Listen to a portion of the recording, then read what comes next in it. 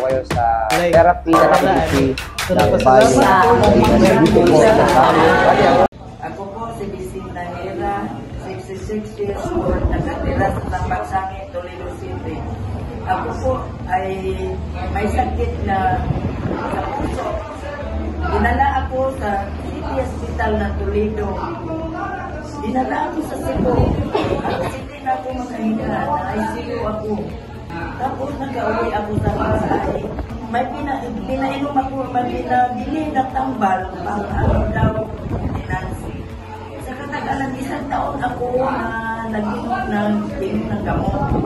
Pag 1 taon, nagreklamo ako sa doktor dapat bawasan na wala na akong dibate.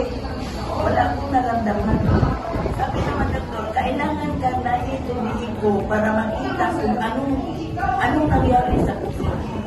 Yung nakita, dinagdagan ang tambal. Ang gamot, dinagdagan, ang daming gamot na dinagdag pagpatunaw sa buong-buong. 1 taon ako nag-inom. Gamot na yun. Sabi ko, wala na akong sakit. Tinigil ko. Pinatake ako. Dala naman ako ay siko. Kasunod din, ang mahal na ng gamot.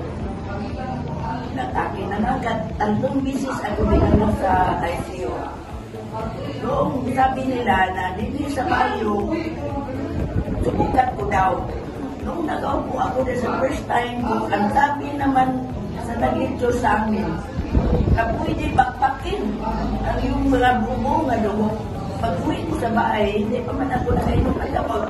Ang sabi ko, subukan ko kasi hindi ako minom ng gamot. Hanggang kinabukasan, balik na naman ako.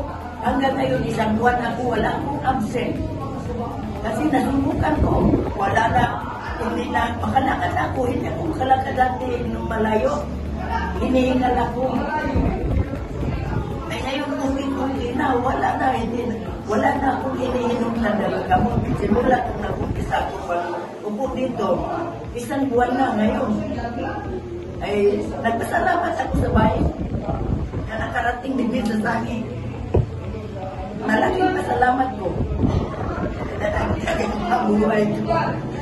Wala nang gamot, wala na talaga. Totoo, wala na.